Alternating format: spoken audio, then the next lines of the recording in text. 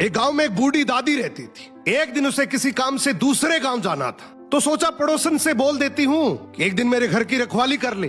दादी पड़ोसन के पास गई और बोली, मैं किसी काम से बाहर जा रही हूँ, क्या तू एक दिन मेरे घर की रखवाली कर लेगी? पड़ोसन ने तुरंत हाँ कर दी, बोली हाँ माँ जी, आप आराम से जाओ, घर की चिंता मत करो।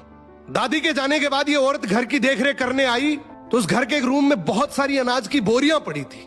बहुत सारी बोरियां देखकर औरत की नीयत खराब हो गई कि इतनी सारी बोरियां हैं और बूढ़ी को क्या ही पता लगेगा, एक बोरी मैं ले जाती हूं। अब ये अनाज की बोरी उठाकर जैसे ही वहां से जाने लगी, उसे भ्रम हुआ कि उस घर के पीछे बंधा हुआ एक बछड़ा जोर जोर से हंस रहा है। इसने ज्यादा ध्यान नहीं दिया और बोरी लेकर चली गई। जब शाम को बुढ़िया आई तो बोली, दादी जी आपका बछड़ा हंसता है। दादी बोली, मेरे को नहीं पता बेटा, कलयुग है, हंसता भी होगा। औरत से रहा नहीं गया, वो बछड़े के पास गई और बोली, दोपहर में तुम हंस रहे थे? बछड़ा फिर हंसा और बोला, हाँ हंस रहा था। उसने पूछा क्यों? बछड़ा बोला, पिछले जन्म में मैंने इसी बूढ़ी दादी से 200 रुपए उधार लिए थे, मैं वापस भी दे सकता था, पर मेरी तेरे नीयत खराब हो गई थी। मैंने भी सोचा बुढ़िया है, मेरा क्या ही उखाड़ लेगी। एक दिन अचानक से मेरा समय पूरा हो गया, मेरी मृत्यु हो गई। जब भगवान के घर गया तो भगवान ने कहा कि तुम्हारा 200 रुपए का कर्जा बाकी है, तुम दे भी सकते थे फिर भी नहीं दिए, तुम्हारा मोक्ष नहीं होगा। और भगवान ने मुझे गाय का बछड़ा बनाकर इसके घर में पैदा किया।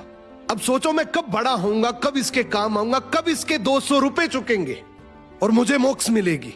तूने तो पगली इसको कमजोर समझ के इसकी पीठ पीछे से विश्वासघात किया है। अब तू खुद ही सोच ले तुझे क्या बन के पैसे चुकाने पड़ेंगे।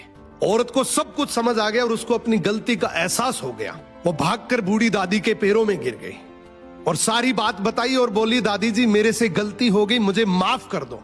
दादी ने भी बड़ा दिल करके बोला, बेटा सुबह का भूला शाम को घर आ जाए तो वो भूला हुआ नहीं है, कोई बात नहीं, तेरे से ये गलती हो गई। सबसे अच्छी बात है कि तूने अपनी गलती को खुद ही मान लिया। तेरे से जैसे धीरे धीरे बने तो इस अनाज की बोरी के पैसे दे देना। दोस्तों ये कहानी भले ही काल्पनिक हो, लेकिन एक बात बिल्कुल सच है, अगर तुमने किसी का हक खाया है तो इस जन्म में नहीं तो अगले जन्म में भी चुकाना पड़ेगा।